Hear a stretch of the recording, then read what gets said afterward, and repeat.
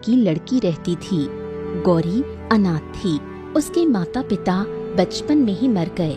इसके बाद उसने खुद को अपने आप संभाला। गौरी देखने में बहुत ही सुंदर थी, जिस वजह से गांव के कुछ लड़के उसे परेशान भी करते थे, पर वो इन सारी परेशानियों का सामना करते हुए अपना जीवन गुजार रही थी। वहीं गांव की औरतें उसे मनहूस कहती थीं। एक दिन गौरी नदी पर पानी भरने गई, तभी वहां उसे कुछ औरतें मिल गईं। औरतों ने जब गौरी को देखा तो कहा, ये देखो कौन पानी भरने आया है। हमारे गांव की मनहूस पानी भरने आ गई। हाँ हाँ, सही कह रही हो, अपने माँ बाप को बचपन में खा गई। अब लगता है इस नदी का पानी भी पूरा सुखाएगी, तभी यहाँ पानी भरने आई। अरे हमने तो बहुत बार मुखिया से कहा कि इसे गांव से बाहर निकाल दो, पर मुखिया इसे गांव से बाहर ही नहीं निकालता। मुझे तो ऐसा लगता है मुखिया के साथ इसका चक्कर चल रहा है, इसलिए। ये आप लोग क्या कह रहे हैं? मैं आपकी बेटी की उम्र की हूँ, फिर भी। अरे काहे की बेटी की उम्र की? बेटी की उम्र की भले ही है, पर तू बेटी नहीं है हमारी।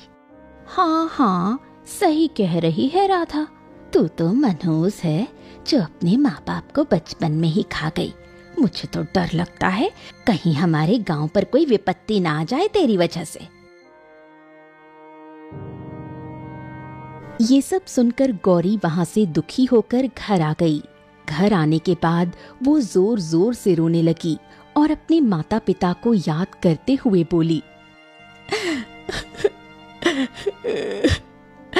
आप लोग मुझे अकेला छोड़कर कहाँ चले गए? इससे अच्छा होता आप लोग मुझे भी मार डालते। गौरी काफी ज्यादा दुखी थी और रोए जा रही थी, क्योंकि अक्सर उसे इसी तरह के ताने सुनने को मिलते थे। धीरे धीरे समय गुजर रहा था। गौरी को इसी तरह ताने सुनने को मिलते थे। एक दिन गौरी अपने घर पर खाना बना रही थी, तभी मुखिया आया। मुखिया को देखकर गौरी थोड़ी घबरा गई। अरे मुखिया जी, आप यहाँ पर? अरे हाँ हाँ, तुमसे मिलने आया हूँ। सोचा कि तुमसे मिल लूं, बहुत दिनों से तुम्हारे दर्शन नहीं हुए ना। आप यहाँ क्यों आए हैं? पता भी है गांव की औरतें कैसी कैसी बातें करती हैं। हाँ, अरे तो क्या हो गया? और वैसे भी वो सच ही तो कहती हैं। हम तुमको बहुत पसंद करते हैं। अब क्या कहे, तुम ही हो जो मेरी बात नहीं मानती हो। ये आप क्या कह रहे हैं मुखिया जी? अपनी उम्र देखिए, मैं आपकी बेटी की उम्र की हूँ, फिर भी आपको शर्म नहीं आ रही ऐसी बातें करने में? हाँ हाँ, शर्म आए है, शर्म तो तुमको आ रही है मेरा प्यार देखकर। अरे पगली, शर्म किस बात की? अरे प्यार उम्र देखकर थोड़ी ना होता है। और हम तुमसे प्यार करता हूँ। तुम हमारे यहाँ रानी बनकर रहोगी, रानी। मुझे रानी नहीं बनना, चले जाइए आप यहाँ से, इसी में आपकी भलाई है। ये सुनकर मुखिया को भी गुस्सा आया और बोला, अरे पता नहीं तुझे किस बात का घमंड है, इतना दुख सह रही है फिर भी मेरी बात नहीं मानती है, बदतमीज कहीं की। चाहे मैं मर क्यों ना जाऊं, पर मैं आपकी कभी भी बात नहीं मानूंगी। अब आप यहाँ से चले जाइए, वरना मैं शोर मचा दूंगी।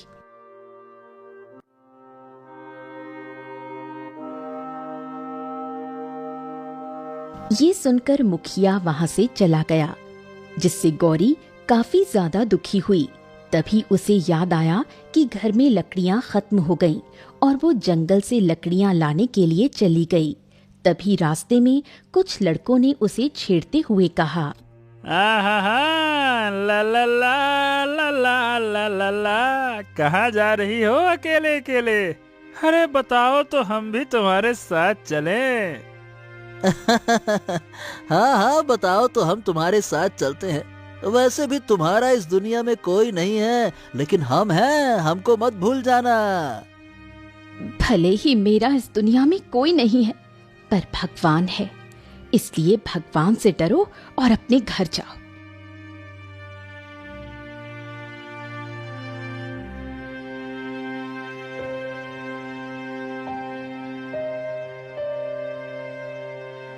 ये सुनकर उन लड़कों ने कुछ नहीं कहा और वो वहां से चले गए।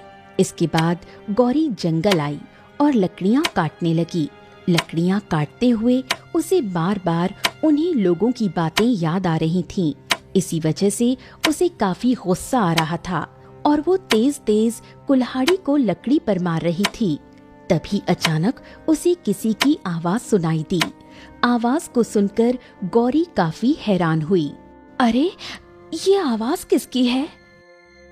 इसके बाद गौरी ने इधर उधर देखा तो वहां उसे कोई नहीं दिखा। तभी अचानक उसे फिर से आवाज सुनाई दी। ऐसा लग रहा था जैसे कोई मदद मांग रहा हो। वही आवाज बहुत ही धीरे आ रही थी, जिस वजह से गौरी को समझ नहीं आ रहा था कि आखिर कौन मदद मांग रहा है। उसने अपने आप से कहा, आखिर ये कौन मदद मांग रहा है? मुझे दिखाई क्यों नहीं दे रहा? इसके बाद वो आवाज का पीछा करते हुए उसकी तरफ चली गई। काफी दूर आने पर उसे एक गुफा दिखाई दी। गुफा को देखकर वो काफी हैरान हुई। अरे, ये तो गुफा है। लगता है इसी से आवाज आ रही थी। ये कहकर गौरी उसी गुफा के अंदर चली गई। गुफा में काफी ज्यादा अंधेरा था। यहाँ तो कुछ दिखाई ही नहीं दे रहा। अब कैसे पता लगाऊं आखिर कौन मदद मांग रहा है? तभी अचानक आवाज आना बंद हो गई और उसने अपने आप से कहा, अरे, आवाज तो बंद हो गई। अब मैं क्या करूं? यहाँ कुछ दिखाई नहीं दे रहा। ऐसा करती हूँ, कल आऊंगी, तब पता करूंगी कि ये कौन है। इसके बाद गौरी उस गुफा से बाहर निकल आई और लकड़ियां लेकर अपने घर आ गई। घर आने के बाद वो खाना बनाने लगी, पर बार बार उसे उसी आवाज का ख्याल आ रहा था। पता नहीं किसकी आवाज थी। शायद वो वहां फंसा हो और उसे मदद की जरूरत हो। क्या करूं? मुझे इस समय जाना चाहिए या नहीं? गौरी उसी के बारे में सोच रही थी। इस तरह शाम हो गई, जिस पर गौरी ने कहा, कल जाऊंगी। अब तो शाम हो गई, इस समय जाना ठीक नहीं है।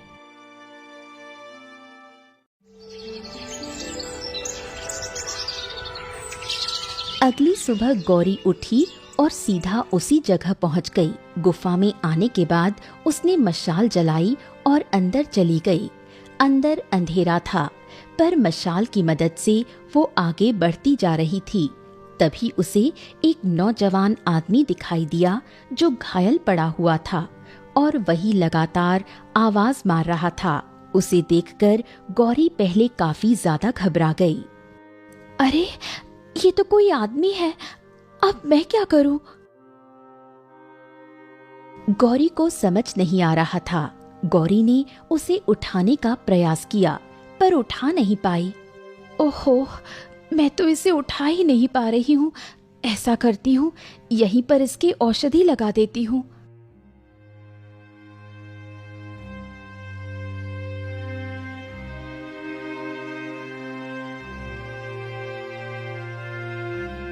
यही सोचकर गौरी जंगल से औषधि लाई और उसने उसे पीसकर उस आदमी को लगा दी।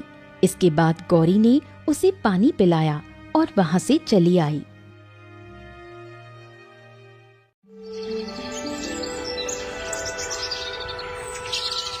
धीरे धीरे 2-3 दिन गुजरे और गौरी इसी तरह उस आदमी की देखभाल गुफा में करने लगी। जब गांव वालों ने देखा गौरी रोजाना जंगल जा रही है तो वो काफी हैरान हुए। अरे, ये जंगल क्यों जाती है और वहां से कुछ लाती भी नहीं है? हाँ, बड़ी हैरानी वाली बात है। आखिर ये सब चक्कर क्या है? ये कर क्या रही है? हमें इस बारे में मुखिया को बताना चाहिए। कहीं ये कुछ अनर्थ ना कर दे।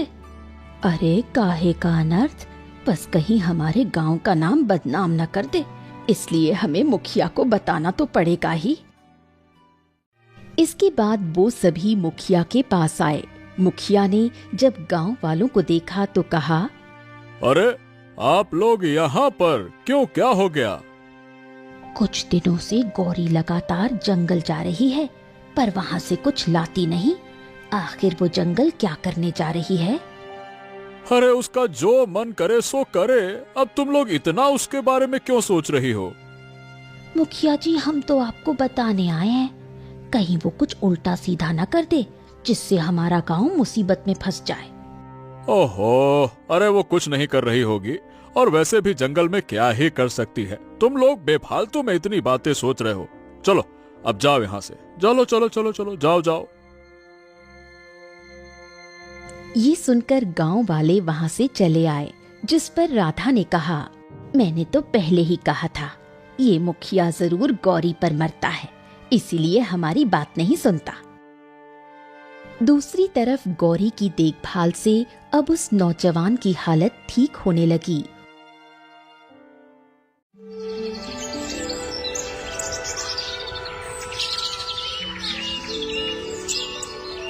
एक दिन गौरी जब उस गुफा में आई तो उसने देखा नौजवान उस गुफा में नहीं था। उस नौजवान को वहां ना पाकर गौरी को बड़ी हैरानी हुई। अरे वो नौजवान कहाँ चला गया? उसे तो इसी गुफा में ही होना चाहिए था, अभी तो उसके जख्म भी सही नहीं हुए। गौरी को कुछ समझ नहीं आया। उसने गुफा में अच्छी तरह देखा पर वहां कोई नहीं था। वहीं दूसरी तरफ लखन गौरी के पीछे पीछे आया था। उसने जब गौरी की बात सुनी तो वो वहां से सीधा गांव आ गया और गांव वालों से कहा, अरे अरे गांव वालों सुनो, अरे वो तो वहाँ पर किसी आदमी से मिलने जाती है। सुनो गांव वालों। क्या आदमी से मिलने जाती है? मुझे तो पहले ही शक हो रहा था, पता नहीं किसकी जिंदगी खराब कर रही होगी। अब तो मुखिया को बताना ही पड़ेगा, और मुझे पता है अब मुखिया उसे छोड़ेगा नहीं। सभी लोग फिर से मुखिया के पास गए। मुखिया ने जब सभी लोगों को देखा तो कहा, अरे गजब हो गया, फिर आ गए तुम लोग, अब क्या हो गया? मुखिया जी, गौरी जंगल में किसी आदमी से मिलती है। क्या बात कर रहे हो? ये क्या कह रही हो? हाँ हाँ, लखन ने अपनी आंखों से देखा है। क्यों रे लखन, ये राधा क्या कह रही है? हाँ हाँ, सच कह रही है मुखिया जी, वो किसी आदमी से मिलने जाती है। आज जब वो आया नहीं तो वो काफी ज्यादा परेशान हो रही थी। ओह, आने दो उस गौरी को, उसे तो अब मैं बताऊंगा। वहीं दूसरी तरफ काफी देर हो गई, पर अभी तक गौरी को वो नौजवान नहीं मिला जिस पर उसने कहा, ऐसा करती हूँ, घर जाती हूँ, शायद वो ठीक हो गया हो, इसलिए अपने घर चला गया हो। यही सोचकर गौरी गांव में आई तो उसने देखा सभी उसके घर के बाहर खड़े हैं। मुखिया भी वहां था, जिसे देखकर वो हैरान हो गई। अरे ये लोग मेरे घर के बाहर इस तरह क्यों खड़े हुए हैं? गौरी को कुछ समझ नहीं आ रहा था, और जैसे ही वो अपने घर के पास आई तभी मुखिया ने कहा, क्यों रे गौरी, कहाँ गई थी? किससे मिलने के लिए गई थी? ये सुनकर गौरी काफी हैरान हुई। ये आप क्या कह रहे हैं मुखिया जी? मैं तो बस जंगल गई थी। हाँ हाँ हाँ, हमें सब पता है कि तू जंगल में क्या करने जाती है। चल चुपचाप बता कि वो कौन है जिससे मिलने के लिए तू जंगल में जाती है, बता। ऐसा कुछ नहीं है मुखिया जी, मैं बस जंगल में लकड़ी काटने जाती हूँ। अगर लकड़ी काटने गई थी तो फिर तेरे हाथ में लकड़ी क्यों नहीं है? कुल्हाड़ी कहाँ है तेरी?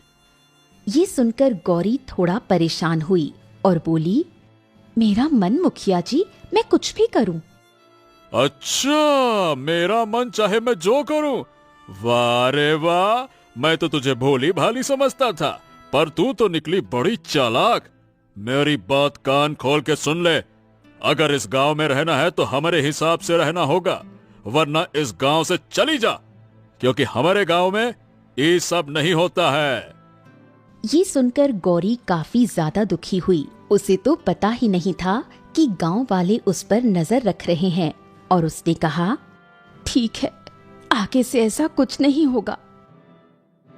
ये कहकर गौरी अपने घर के अंदर चली गई, जिस पर मुखिया ने कहा, चलो अब तुम लोग भी अपने अपने घर जाओ, चलो। इसके बाद सभी लोग अपने अपने घर चले गए। वहीं घर आने के बाद गौरी काफी दुखी हुई और अपने आप से बोली, मुझे तो पता ही नहीं था, गांव वाले मेरे पीछे मेरी निगरानी करते हैं। आखिर ये लोग मुझे इतना मनहूस क्यों सोचते हैं? मेरे माता पिता मर गए, इसका मतलब ये नहीं कि वो मेरी वजह से मरे। ये कहकर गौरी फिर से रोने लगती है। दूसरी तरफ ऐसा लग रहा था जैसे गौरी की कोई छुपकर निगरानी कर रहा हो। इसके बाद गौरी ने राशन देखा तो घर में राशन नहीं था। ये देखकर वो परेशान हो गई। घर का राशन तो खत्म हो गया। ऐसा करती हूँ, बाजार जाकर राशन ले आती हूँ। ये सोचकर उसने जब पैसे देखे तो पैसे भी नहीं थे। अरे, पैसे भी खत्म हो गए, अब मैं क्या करूं? गौरी को कुछ समझ नहीं आ रहा था, क्योंकि उसने धीरे धीरे अपने माँ के सारे कीमती जेवर बेच दिए थे, क्योंकि वो कोई काम नहीं करती थी, जिस वजह से वो इसी तरह गुजारा करती थी। पर अब उसके पास कुछ नहीं था, जिस पर उसने कहा, अब मैं क्या करूं? गांव वाले तो मुझे कोई काम ही नहीं देते हैं जिससे मैं अपना गुजारा कर सकूं, पर अब पैसे कहां से लाऊंगी? तभी उसे मुखिया की याद आई, पर फिर उसने कहा, नहीं नहीं, मुखिया के पास नहीं जाऊंगी, वो 10 तरह की बातें करेगा। पर गौरी काफी ज्यादा मजबूर थी, उसे कुछ समझ नहीं आ रहा था, और उसने कहा, ऐसा करती हूँ, मुखिया से उधार पैसे ले लूंगी, बाद में उसे दे दूंगी, वैसे भी वो मुझे पैसे दे देगा। यही सोचकर गौरी मुखिया के घर आ गई। गौरी को देखकर पहले तो मुखिया को काफी गुस्सा आया, पर फिर उसने बाद में कहा, क्या हो गया? तुम यहाँ क्या करने आई हो? मुखिया जी, मुझे कुछ पैसों की जरूरत है, मेरे पैसे खत्म हो गए हैं। अगर आप मुझे कुछ पैसे दे देंगे तो मैं आपको कुछ दिनों बाद पैसे लौटा दूंगी। अरे वाह! तुम्हारे पैसे खत्म हो गए। चलो, ये तो बड़ी अच्छी बात है। वैसे पैसे तो मैं तुमको दे दूंगा, पर उसके बदले में तुम्हें मेरी एक शर्त माननी पड़ेगी। बोलो बोलो, मानोगी ना? ये सुनकर गौरी काफी ज्यादा परेशान हुई और बोली, कैसी शर्त मुखिया जी? तो शर्त ये है कि तुम हमसे बस शादी कर लो, उसके बाद पैसे मांगने की जरूरत ही नहीं। तुम्हारा जितना मन उतना खुल के उड़ाओ, खर्चा करो। नहीं, मैं आपसे शादी नहीं करूंगी। आपको पैसे देने हैं तो बता दीजिए, वरना मैं किसी और से ले लूंगी। ये सुनकर मुखिया सोच में पड़ गया, और काफी देर सोचने के बाद उसने गौरी को 1000 रुपए दिए और कहा, तो कान खोल के हमारी भी बात सुन लो। ये पैसा तुम हमको 1 महीने में दे देना। अगर 1 महीने में नहीं दे पाई ना, तो मेरी शर्त यह है कि तुम्हें हमसे शादी करनी पड़ेगी। ये सुनकर गौरी ने पैसे लेने से इनकार कर दिया और कहा, नहीं नहीं, मुझे पैसे नहीं चाहिए, क्योंकि 1 महीने में इतने पैसे कहाँ से लाऊंगी। अरे चलो, कोई बात नहीं, 2 महीने में दे देना। और वैसे भी गांव में बहुत सारे लोग हैं, तुम कहीं भी काम कर सकती हो, सोच लो। ये सुनकर गौरी ने काफी देर सोचा और फिर पैसे लेकर वहां से आ गई, जिस पर मुखिया काफी ज्यादा खुश हुआ और अपने आप से बोला, जाओ जाओ जाओ, तुम्हें कोई भी काम नहीं देगा, क्योंकि हमने सभी से पहले ही मना कर दिया है। ये दांव हमारा फिट बैठा। अब तो तुमको हमसे ही शादी करनी पड़ेगी। ये सब कहकर मुखिया काफी ज्यादा खुश हुआ। वहीं दूसरी तरफ गौरी घर आई। घर आने के बाद उसने उन पैसों को संभाल कर रख दिया और फिर अपने आप से कहा, हे भगवान, पैसे तो मुझे मिल गए हैं, पर अब मैं इन पैसों को लौटाऊंगी कैसे? क्योंकि अगर मैंने पैसे नहीं लौटाए तो मुखिया मुझसे शादी कर लेगा। अब आप ही कोई रास्ता दिखाइए। गौरी को कुछ समझ नहीं आ रहा था और वो गांव में काम मांगने के लिए निकल गई। उसे पता था गांव में जो अमीर लोग हैं वही उसे काम दे सकते हैं। इसके लिए वो सबसे पहले राधा के घर गई, क्योंकि राधा के घर पहले से ही काम वाली लगी थी। जैसे ही राधा ने गौरी को देखा तो कहा, अरे यहाँ क्या करने आई है मनहूस? मुझे काम की जरूरत है, क्या आपके यहाँ कुछ काम मिल सकता है? नहीं, हमारे यहाँ कोई काम नहीं है, जा जा यहाँ से। देख लो काकी, कोई काम हो, मुझे पैसों की जरूरत है। अरे मना कर दिया ना, कोई काम नहीं है, चलो जाओ यहाँ से।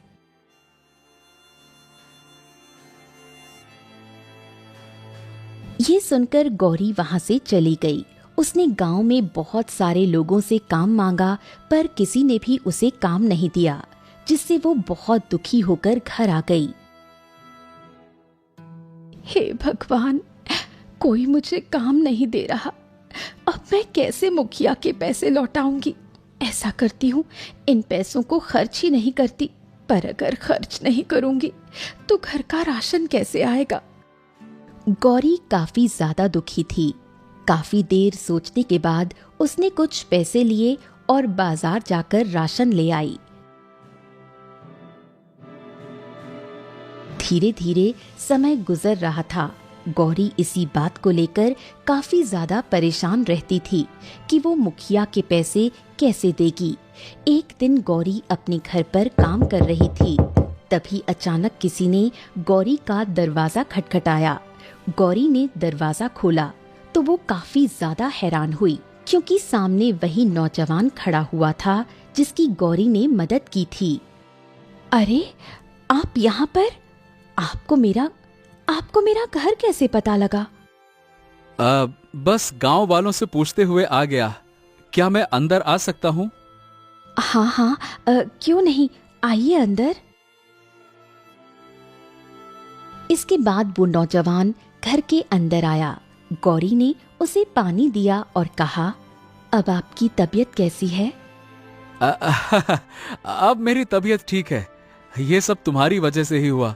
अगर तुमने बचाया ना होता तो मैं तो कब का मर गया होता। आप ऐसा क्यों कह रहे हो? बचाने वाला तो भगवान होता है, बस उसने तो मुझे जरिया बनाया था। गौरी की ऐसी बातें सुनकर वो नौजवान काफी खुश हुआ। वैसे तुम्हारे घर में और कोई नहीं है क्या? नहीं नहीं, मेरे घर में कोई नहीं। मेरे माता पिता बचपन में ही गुजर गए। हो, तो इसका मतलब तुम अकेली रहती हो? हाँ हाँ, मैं अकेली ही रहती हूँ। अचानक गौरी के घर आए आदमी को देखकर गांव वाले काफी हैरान हुए। अरे इसके घर कौन आ गया? गौरी का तो कोई है ही नहीं। कहीं ये वही आदमी तो नहीं जिससे गौरी मिलने जाया करती थी? गांव में तरह तरह की बातें होने लगीं, पर गौरी इन सबसे बेखबर थी। इस पर गौरी ने कहा, आप कहाँ रहते हैं? मेरा भी इस दुनिया में अब कोई नहीं है। मैं भी बस इधर उधर भटकता रहता हूँ। कोई काम मिल जाए तो कर लेता हूँ। ये सुनकर गौरी को एहसास हुआ कि वो भी काफी ज्यादा परेशान था, क्योंकि गौरी को पता था जिसका कोई नहीं होता उसके साथ दुनिया वाले कैसा व्यवहार करते हैं। इस पर नौजवान ने कहा, क्या आज रात मैं तुम्हारे घर पे रह सकता हूँ? क्योंकि मेरे पास रुकने की और कोई जगह नहीं है। ये सुनकर गौरी थोड़ा परेशान हुई, क्योंकि उसे गांव वालों का डर था, पर फिर उसने कहा, हाँ हाँ क्यों नहीं। ठीक है, लेकिन तुमको हुआ क्या है? मतलब तुम थोड़ी सी परेशान लग रही हो, क्या बात है? कुछ नहीं, आप आराम से यहाँ पर रहिए। वहीं जब ये सब मुखिया को पता लगा तो वो सीधा गौरी के घर आ गया और तेज तेज चिल्लाने लगा, ए गौरी बाहर आओ। अरे मैंने कहा बाहर निकलो, बाहर निकल कर आओ। अरे बाहर आओ गौरी, ए गौरी। मुखिया की आवाज सुनकर गौरी बाहर निकल आई और बोली, क्या हुआ मुखिया जी, आप इस समय यहाँ पर? अरे ये बताओ कि तुम्हारे घर पे आया कौन है? क्या तुम उसे जानती हो? बताओ कौन है वो? हाँ हाँ मुखिया जी, मैं उसे जानती हूँ। बात यह है कि मैंने उसकी मदद की थी। हो, तो ये कहो ना कि ये वही है जिससे मिलने के लिए तुम जंगल जाया करती थी, वही है ना? नहीं नहीं, ऐसी बात नहीं है मुखिया जी, मैंने बस उस इंसान की मदद की थी। तभी वहां पर गांव वाले भी आ गए और बोले, अरे मुखिया जी देखो देखो, आपने इसे समझाया भी था, फिर भी ये नहीं मानी। कितनी बेशर्म है, अनाथ होने के बाद भी ऐसे काम कर रही है। हाँ हाँ बिल्कुल सच कह रही हो। चलो चलो पहले तुम मेरे पैसे निकालो, क्योंकि मैं तुम जैसे लोगों को पैसे नहीं देता। चलो निकालो चुपचाप। ये सुनकर गौरी काफी परेशान हुई, क्योंकि अभी उसके पास पैसे नहीं थे। इस पर उसने कहा, मुखिया जी अभी मेरे पास पैसे नहीं हैं, आप कहें तो मैं आपको 500 रुपए दे सकती हूँ।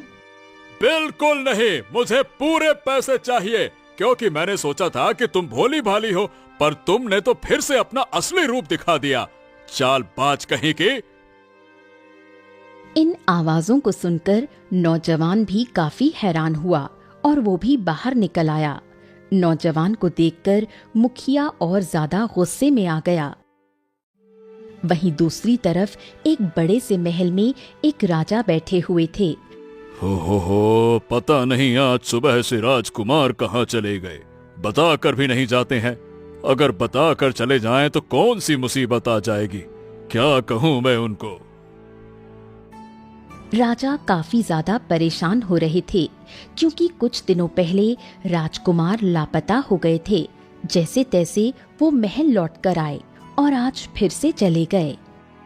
हे भगवान, मेरे बेटे की रक्षा करना, कहीं उसे कुछ हो ना जाए। वही मंत्री का भी कुछ पता नहीं है, लगता है कि वो मंत्री को भी अपने साथ ले गए हैं। वहीं दूसरी तरफ नौजवान ने मुखिया से कहा, रुको रुको रुको रुको, क्या हो गया मुखिया जी, क्या बात है? आप इतना शोर क्यों मचा रहे हैं, क्या हो गया? अरे तुम कौन हो और क्या संबंध है तुम्हारा इस गौरी के साथ में? क्यों तुम इसके घर पर आए हो, ये बताओ। मैं तो बस इनसे मिलने आया था, इन्होंने मेरी जान बचाई थी। हा, मिलने आया था, जान बचाई है? अरे भैया, हमको मूर्ख समझ रखा है क्या? हमको पता है कि जरूर तुम्हारा इसके साथ में चक्कर चल रहा है, नैन मटक्का। हाँ। ये सुनकर गौरी काफी ज्यादा दुखी हुई और बोली, ये आप क्या बकवास कर रहे हैं, ऐसा कुछ भी नहीं है। तभी वहां पर एक आदमी आया और बोला, हाँ ये लोग बिल्कुल ठीक कह रहे हैं, ऐसा कुछ भी नहीं है। मुखिया ने जब उस आदमी को देखा तो कहा, अरे तुम तो हमारे गांव के ही नहीं हो, तो तुम्हें इनके बारे में कैसे पता होगा, बताओ। मुझे सब कुछ पता है इनके बारे में, तुम्हें नहीं पता कि ये कौन है। अरे बड़े आए, तुम तो ऐसे धमका रहे हो जैसे ये कहीं के राजकुमार हो, और वैसे भी हमारे गांव में ये सब नहीं होता। और गौरी, मैं तुमसे कह रहा हूं मेरे पैसे दे दो, वरना अंजाम बहुत बुरा होगा। ये सब सुनकर नौजवान को काफी ज्यादा गुस्सा आ रहा था।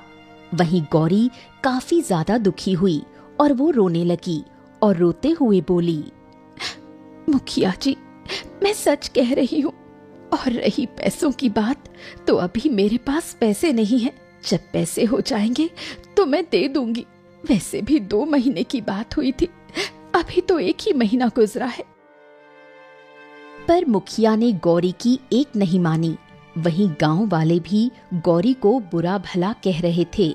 ये सब देखकर नौजवान को काफी गुस्सा आया और वो बोला, बस शांत हो जाओ, नहीं तो मुझसे बुरा कोई नहीं होगा। बहुत हो गया। तभी नौजवान ने उस आदमी को इशारा किया और वो वहां से चला गया, जिस पर मुखिया ने कहा, क्या कर लेगा रे तू? अगर तुझे इतना ही दर्द हो रहा है तो ला, तू वापस कर मेरे पैसे, तू दे देना, दे निकाल। अगर ऐसी बात है तो फिर ठीक है। ये कहकर नौजवान ने 1000 रुपए निकाले और मुखिया को देते हुए कहा, ये ले, पकड़ अपने पैसे और चुपचाप यहां से अब निकल जा, निकलो यहां से। ये सब देखकर गौरी काफी ज्यादा हैरान हुई और बोली, नहीं नहीं, मैं आपसे पैसे नहीं ले सकती। क्यों नहीं ले सकती तुम, ये बताओ। अरे भाई, तुमने मेरी जान बचाई, यही सोच लो कि मेरी जान बचाने की कीमत है, बस। नहीं नहीं, ये आप क्या कर रहे हैं? मैं भला जान बचाने के लिए पैसे कैसे ले सकती हूँ? अरे, ये इसलिए पैसे नहीं ले रही है क्योंकि इसे ज्यादा पैसे चाहिए होंगे। तुम्हें नहीं पता लड़के, ये बहुत ही मनहूस और बेशर्म लड़की है। तुम तो इसके जाल में फंस गए। हाँ हाँ, राधा एकदम ठीक कह रही है। ये बचपन से ही अनाथ है और इसने जब अपने माँ बाप को नहीं छोड़ा तो ये तुम्हें क्या छोड़ेगी? तुम्हारी भलाई इसी में है कि इसे छोड़ दो। वहीं मुखिया ने पैसों को लिया और कहा, अब ठीक है, पैसे तो मिल गए, अब तुम भी यहाँ से चले जाओ। और क्या, बहुत हो गई नौटंकी तुम्हारी भी अब। नहीं, मैं यहां से नहीं जाऊंगा। अब तो मैं गौरी को अपने साथ लेकर जाऊंगा। ये सुनकर गौरी काफी हैरान हुई और बोली, ये आप क्या कह रहे हैं? हाँ बिल्कुल, मैं सच कह रहा हूं। बस कुछ देर रुको, इनको सब पता चल जाएगा कि मैं कौन हूं। ये सब सुनकर गांव वाले काफी ज्यादा हैरान हुए और इस तरह की बातें करने लगे। वहीं गौरी भी काफी ज्यादा दुखी थी। उसे कुछ समझ नहीं आ रहा था कि ये नौजवान क्या करने वाला है।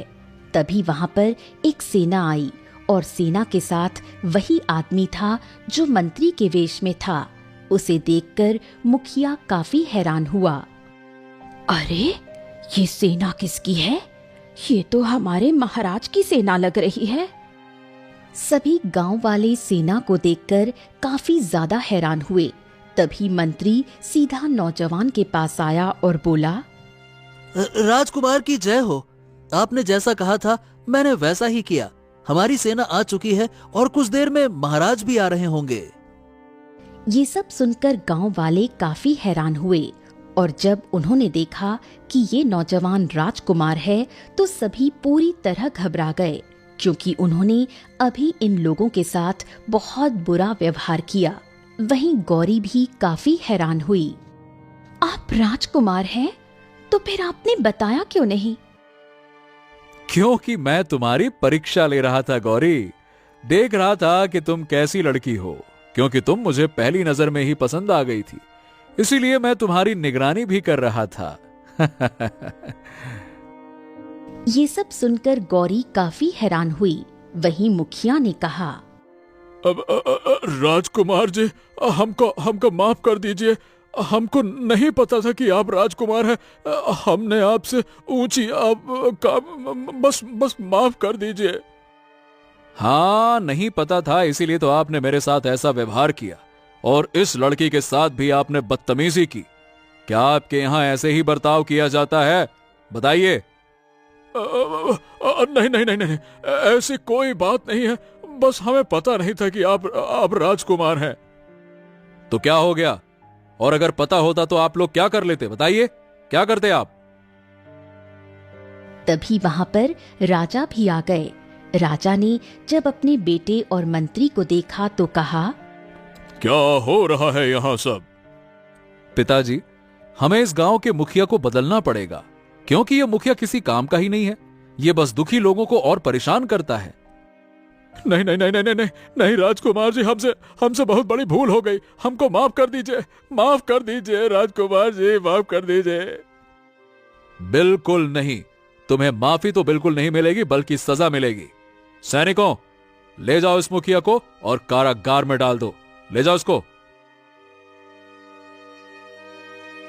ये सुनकर सैनिक मुखिया को पकड़ कर ले गए वहीं राजकुमार ने गौरी से कहा, गौरी, आज से तुम यहां नहीं बल्कि मेरे साथ रहोगी, क्योंकि मैं तुमसे विवाह करना चाहता हूं। बताओ, क्या तुम मुझसे शादी करोगी? ये सुनकर गौरी काफी ज्यादा हैरान हुई। वहीं जब गांव वालों ने ये सुना तो वो भी काफी ज्यादा हैरान हुए और राधा ने कहा, पर राजकुमार, ये तो मनहूस है, आप इससे कैसे विवाह कर सकते हैं? ये आपको बर्बाद कर देगी। शांत रहो तुम लोग। अगर इसके माँ बाप मर गए तो ये मनहूस हो गई। अरे तुम जैसे लोगों की वजह से ही इंसान सुखी नहीं रह सकता। ये सुनकर सभी लोग शांत हो गए। इस पर गौरी ने कहा, मैं आपके काबिल नहीं हूँ, मैं तो एक बहुत ही गरीब लड़की हूँ। तो क्या हो गया गौरी? तुम भले ही गरीब हो, लेकिन तुम्हारा दिल तो बहुत बड़ा है ना। बस मैंने तुम्हारे दिल को देखा और इसीलिए मैं तुमसे शादी करना चाहता हूं। हाँ हाँ बेटी, राजकुमार और मंत्री ने मुझे सारी बात बताई थी। तुम मेरे बेटे को पसंद हो तो मुझसे शादी कर लो। ये सुनकर गौरी काफी ज्यादा खुश हुई और वो शादी के लिए मान गई। इसके बाद सभी महल आए और फिर राजकुमार और गौरी की शादी हो गई। अब गौरी बहुत ज्यादा खुश थी, क्योंकि जहां उसका जीवन दुखों में बीता, अब वो आराम से रानी बनकर